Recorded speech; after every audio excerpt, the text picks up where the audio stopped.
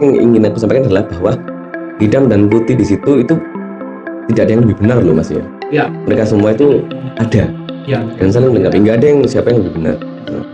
Tapi kalau berhubungan dengan lirik adalah seperti ini Mas. Putih adalah siang hari dan hitam adalah malam hari. Lalu apa yang paling terbaik di antara mereka berdua adalah yaitu judul lagunya Mas. Judul lagunya Apa? Sore. Sore Mas. Tengah-tengah dari siang dan malam. Assalamualaikum warahmatullahi wabarakatuh. Salam sejahtera bagi kita semua. Salam, Om Swastiastu, Namo Buddhaya, salam kebajikan. Alhamdulillah teman-teman, saat ini kami kedatangan seorang tamu dari kota Pandangan. Kota. Sebenarnya bukan kota, kabupaten. Kedatangan seorang teman gitu aja loh. Gitu aja ya. Iya. Seorang teman. Soalnya gini teman-teman, teman saya yang satu ini dia tuh kan kalau sering manggung terkait dengan kalau dibilang vokalis ya dia tidak mau dibilang vokalis. Dia juga punya ahli video maker tapi juga dia tidak mau dipanggil video maker. Nah ini Mas, Terusan ribet berarti Mas ya. ribet sekali. Makanya saya bingung. Sampai itu selaku apa di sini? Iya itu. Terusan ribet ya. Iya. Kira-kira lebih enak saya manggil apa? Nama saja lah. Nama saja. Daniel. Gitu. Daniel Iya. Chris Henda ya. Chris Henda ya. Itu memang nama lengkap. Iya, Chris Henda nama marga. Marga. Berarti dari keluarga. Cicit, dari dulu ya.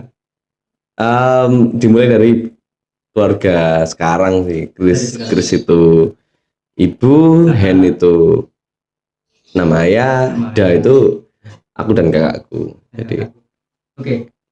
Mas Daniel, yes. aku penasaran sama dia. Kan waktu saya lihat scroll di akun sosial media sama ya. Sosial media. Di WhatsApp teman-teman. Di situ ada kata Hailel bin Sakar. Ya. Itu gimana? Bacanya bener ya? Hailel bin Sakar. Hailel bin Sakar. Nah, Sakar. Kira-kira ada apa dengan Hailel bin Sakar? Atau maksud dari situ Mas? Enggak sih, apa? Ya sosok yang cukup ikut sih Mas. Apa namanya? Cukup apa ya? Lucifer. Maybe sampean pernah dengar ya, Lucifer. Hailel bin Sakar itu bahasa Ibrani kan? Yes. Ya. Aku kan suka literasi Yunani, Ibrani. Iya. Kalau Mas lagu Buta Sang Baja. Kalau apa? Jadi kan arti Hailel bin Sakar itu memang Lucifer. Memang Lucifer. Tapi untuk kenapa kupajang nama Lucifer? Karena cukup logis lah Mas. Maksudnya malaikat pun loh bisa jatuh. Malaikat pun loh bisa jatuh. Aku rasa hal itu sudah sangat luas lah. Ya. Bahkan malaikat pun bisa jatuh. Jadi kan hidup ini logis lah. Itulah. Jadi itu menjadi motivasi nih sampean di hidup. Pegangan lah ya maksudnya ya pandangan. Ya tahu ini pandangannya berbau bagus apa tidak, yang penting beliau ini orangnya. Iya. Gitu ya, Mas? Bisa. Nah Mas Daniel, kemarin itu kan tahun 2020 kalau nggak salah ya.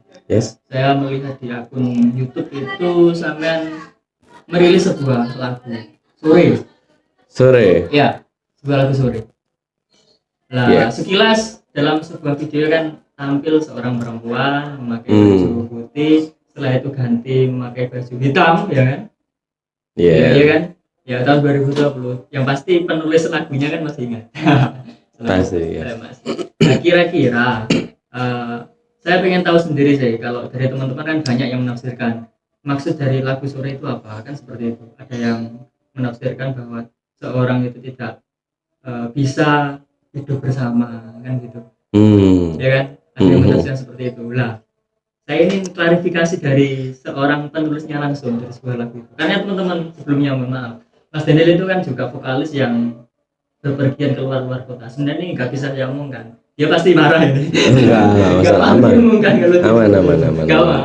Aman. Kalau menurut penulisnya pribadi terkait dengan lagu itu apa sih Mas? Maksud terselubung.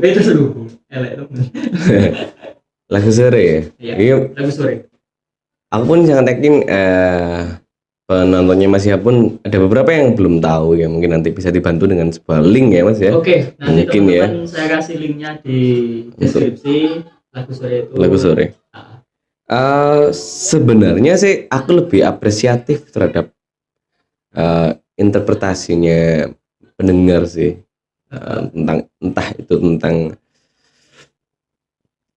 nggak bisa bersama atau apalah.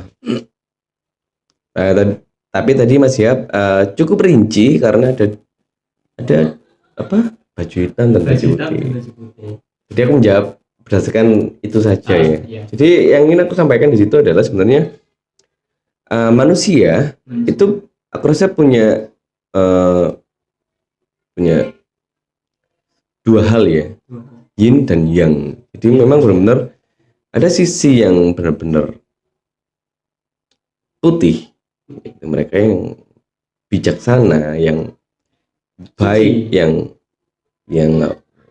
sangat bijak untuk menghadapi apapun. Lalu ada apa, sisi di mana mereka adalah hitam, yaitu segala sifat naluri alami manusia terjadi, yaitu apa sih? Ego, cemburu, keinginan-keinginan yang sifatnya egoisme. Ya, jadi di lagu itu memang aku ingin menyampaikan bahwa manusia itu punya dua sisi dan itu saling melengkapi.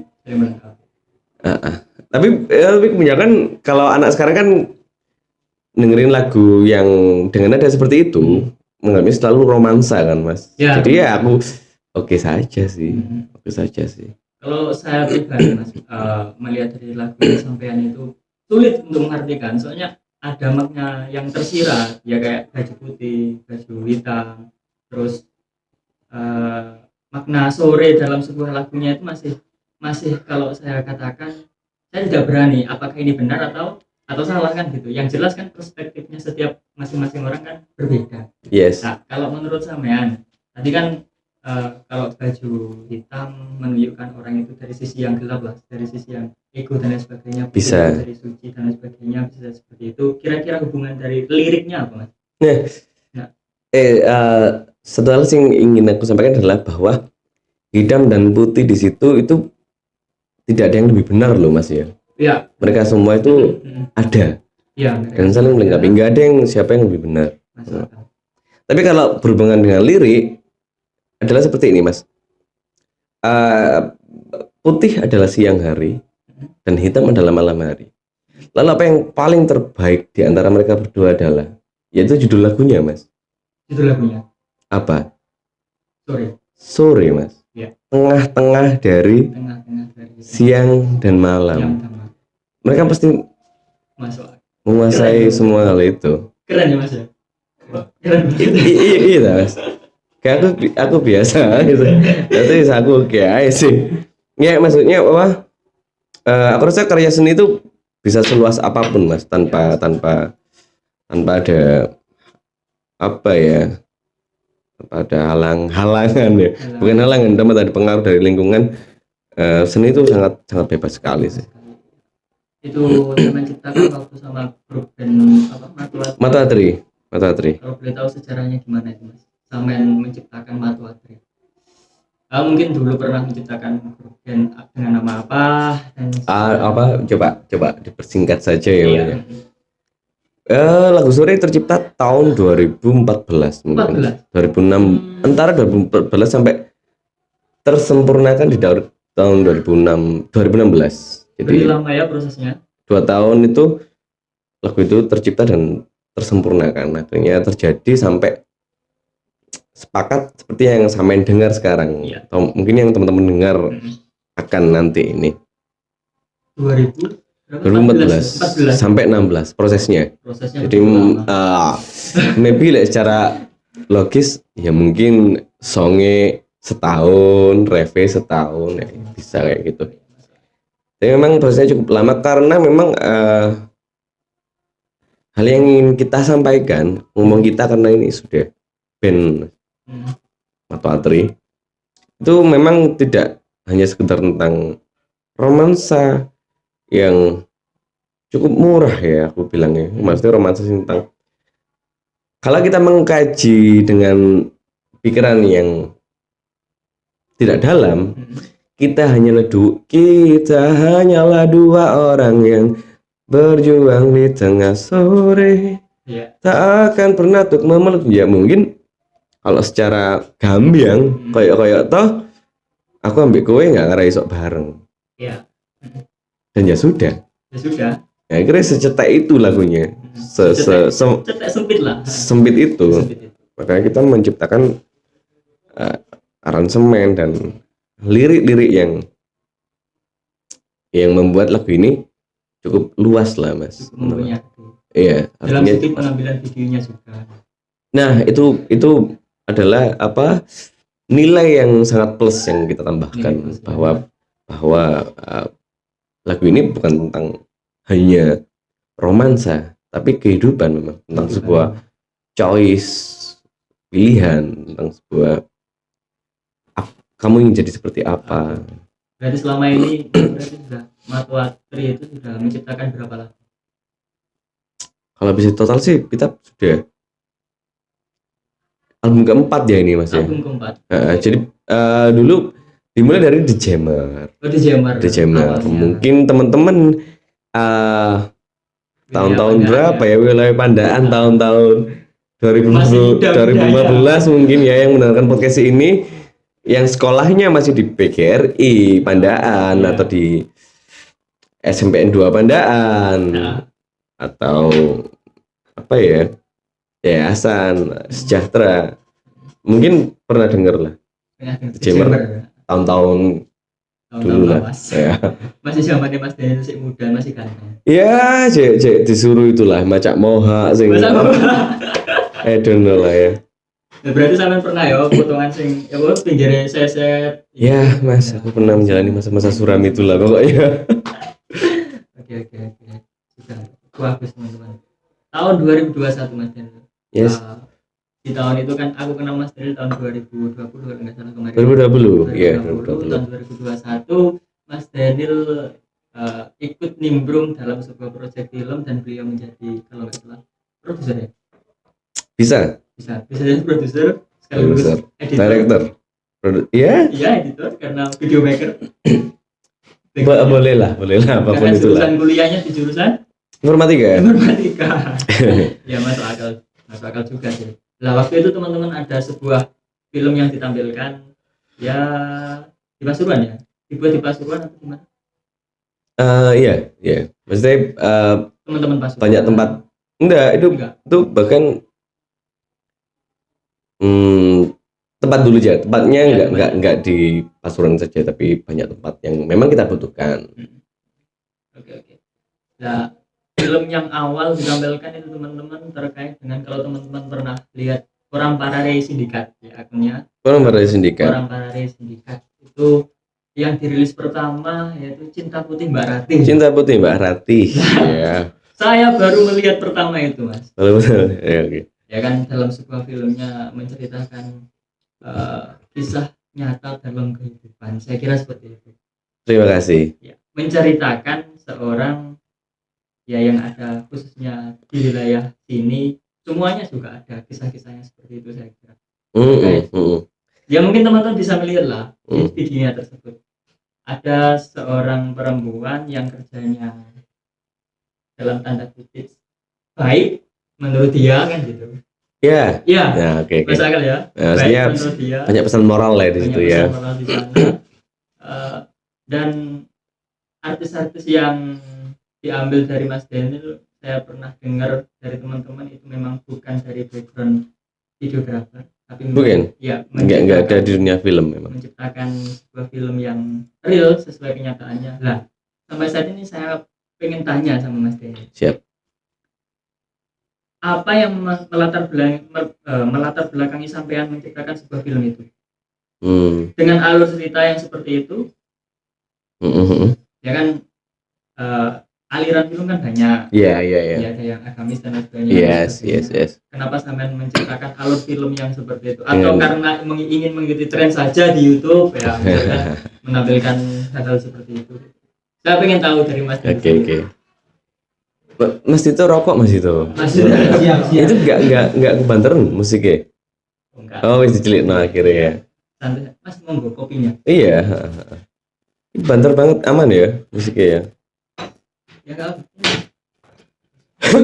Makasih Mas ya. Terima kasih Mas itu.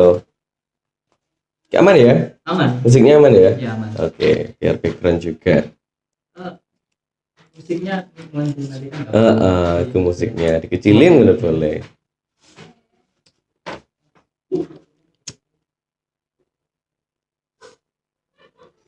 Jadi film. Jadi mungkin alasan pertama kenapa kita langsung setelah tadi dibahas dari awal musik. Ternyata film. Pandemi lah Mas ya. Pandemi. Faktor utama lah ya. Iya. Pandemi. Jadi kita aku hidup dalam circle yang benar-benar itu Mas ya, aktif Mas ya. Aku hidup di dalam sebuah circle yang benar-benar harus berkarya memang. Harus berkarya. Udah kayak makan gitu Mas. Kita harus makan untuk berkarya gitu. Kebutuhan memang sudah. Kalau nggak makan kita bakal sakit. Yes. Dan benar memang. Kalau nggak makan dengan corona kita bakal imun kita berkurang. Yes. Kira gitu.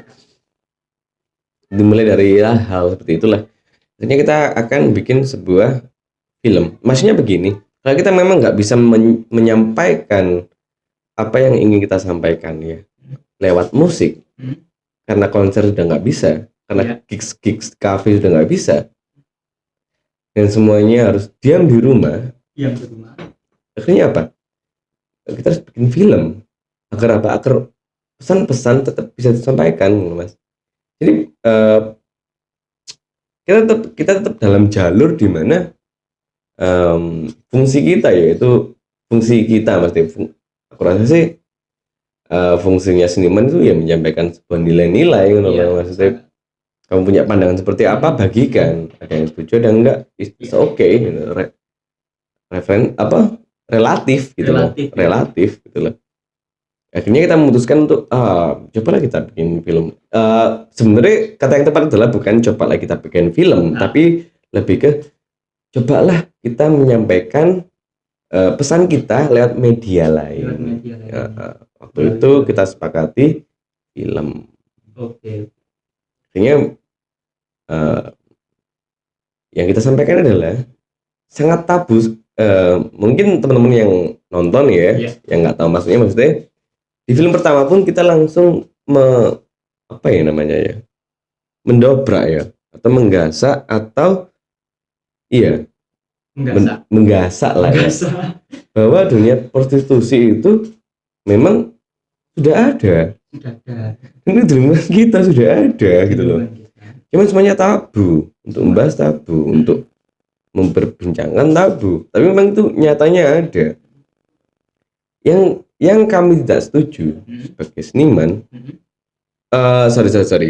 sebagai tim circle kita lah, maksudnya Parampari Sindikat adalah semua hal yang berhubungan dengan tabu dianggap selalu negatif, Mas. Dianggap selalu negatif tanpa mereka tahu. Ya bagaimana backgroundnya, bagaimana awal mulanya. Pokoknya sing ngono negatif, pokoknya sing ini negatif. Sebenarnya ada loh cerita di balik semua itu yang membuat jadi seperti itu, ada alasan. Ya kan, yang jelas sekarang masih berapa? Masih dalam 4 video ya? 4 atau 5? Iya, 4 video, 3 episode. Jelas nanti teman-teman kalau pengen tahu semua filmnya kan harus nonton semuanya kan, masih ada habis ini. Nah, gitu. Ya keren banget sih. Yang pertama Cinta Putih Mbak Rati, Pagi Nungki. Yang kedua Pagi Nungki. Ya, Pagi Nungki. Terus yang ketiga itu Aman Ji. Benar, seorang kaji ya. Kehidupan seorang kaji di sebuah perkampungan lah ya, Mas ya. Bikin mencalonkan diri ya. Jadi dia kaji tapi dia sering BO istilahnya. Yes. Yes. Dan siapa yang tahu? Who knows? Ngono lho. Iya. Gak ada Tapi yang- terjadi mas. Iya. Tapi terjadi mas. Ngono lho. Yang ngapunten mungkin sedikit kontroversi atau sedikit tersinggung ya. Mm-mm. Bagi yang bergelar-gelar Ya yang seperti yang itulah tinggi ya. ya nggak tahu. Cuman tonton sajalah videonya. Dan Manji adalah seorang kaji memang. Berarti itu juga ada maksud mengkritisi ya. Kritisi tetap seni itu sifatnya mengkritisi mas. Oke, masuk akal. Dan Mengkritisi. itu memang sesuai dengan realita mas. Hmm. Saya ya Nah kan melihat itu suka kalau dari sudut pandang penonton. Loh, kok kayak gini kok temenan Nah, gitu, akhirnya suka. tapi permasalahannya adalah nggak akan ada yang mengungkap. Ya, masuk Kecuali siapa mas kalau tahu? kecuali seniman. Seni. Iya. Kecuali seni. Apa yang terjadi Ki? Dimanapun kita berada, entah itu tabu atau apa, nggak akan ada yang mengungkap kecuali apa? Seni mas. Seni. Ya, Nah makanya dari itu seni dibutuhkan ya di situ, ya di situ. ya di situ. Kalau ngomong terkait seni memang luas ya, luas sekali. Yes.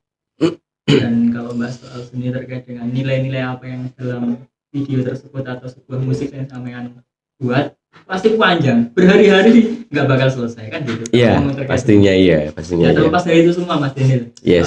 Kira-kira saya ingin tanya sampean, sama selaku orang yang sering berkelana di mana-mana. Terus, Berkelana. berkelana Bu itu mencari ambil Boleh. tidak seteguk-teguk berfoto-foto saya melihat story-nya sampai itu di Atau IG, ya. Amir yang diamankan seperti ini. lanjut. Lanjut ya. Kira-kira apa ketakutan terbesar ya sampean Mas? Ketakutan. Itu bisa mana? Ya, ketakutan sing sampean takuti. Takut mati kah? Takut apa? No. Oke. No. Apa kira-kira? Ketakutan paling besar saya, Mas, itu sangat pasti, Mas, adalah seni sudah tidak mendapatkan tempat di dunia. Sebagai contoh. Banyak sekali, Mas, kalau sebagai contoh, Mas. Ketakutan terbesar itu adalah seni sudah tidak mendapatkan tempat kayak gini. Ati ini masyarakat, kayak gini ati ini government, kayak gini ati ini sebuah country, sebuah pemerintahan. Tidak ada nilai daya jualnya mungkin.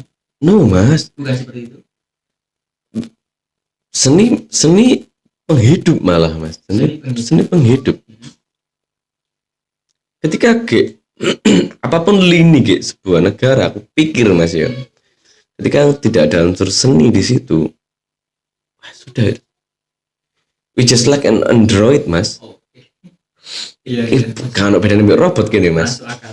Gini, masyarakat, Masyarakat pemerintah, polisi, kita dapat bantuan ya diambil. Iya. Kan gitu saja. wes sistematik dan robotik banget. Dan apa yang menyelamatkan seni? Hidup semakin berkembang, semakin teknologi semakin canggih, toh. Semua semakin otomatis, toh.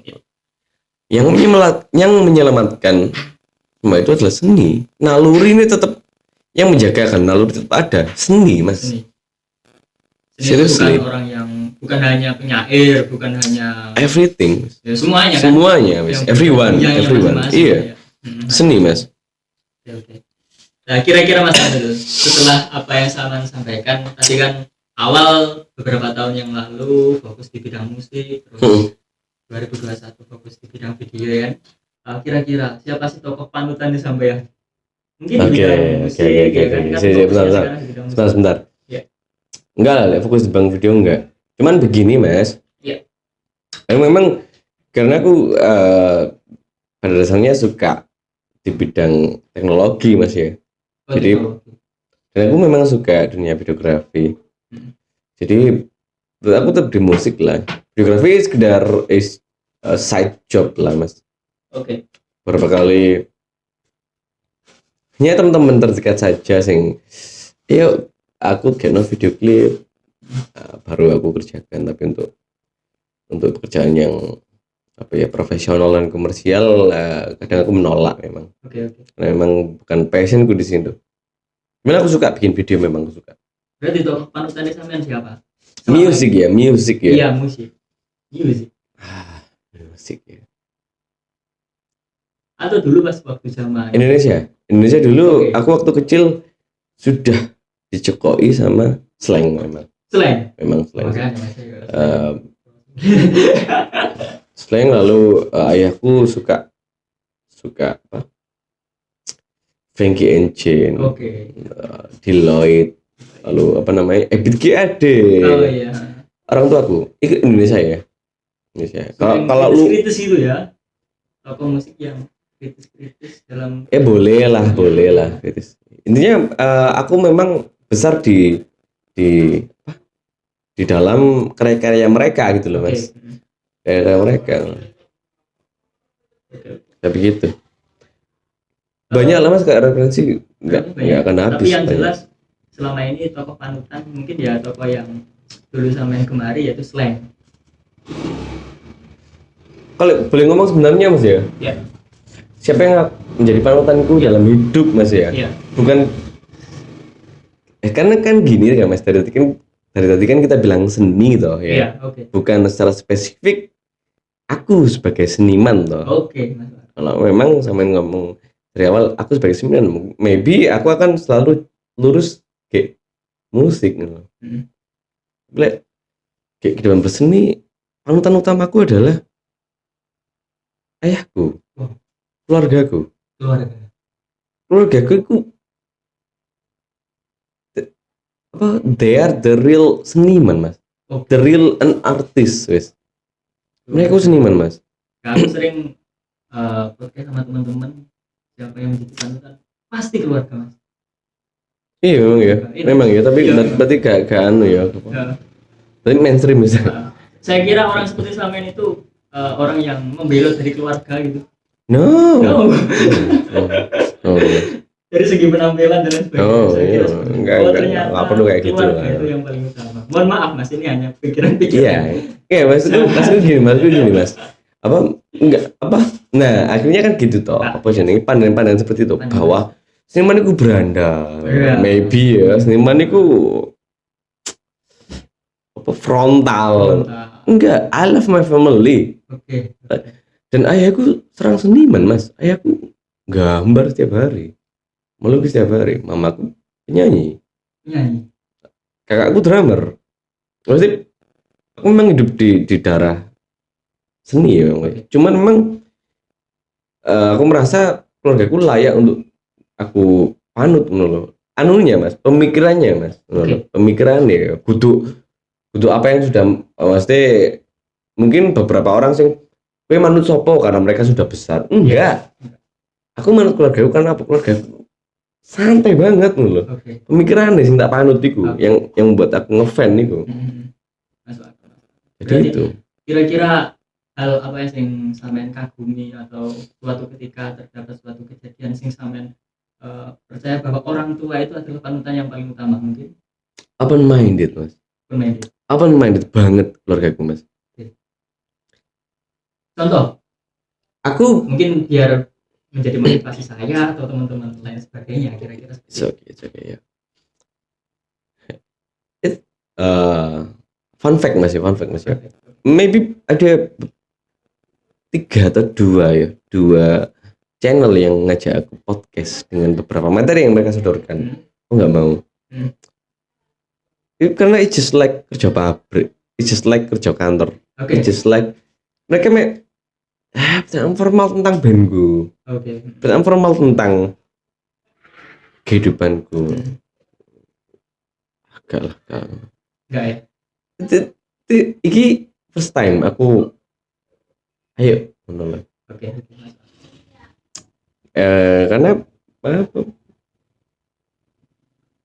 Karena aku yakin sampean bisa menerima apa yang sampean itu kok.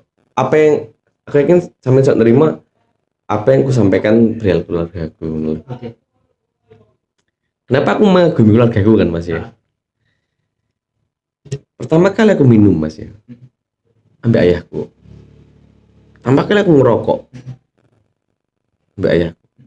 Pertama kali aku ndelok bokep, ambek ayahku. Nah, berarti kan gini toh.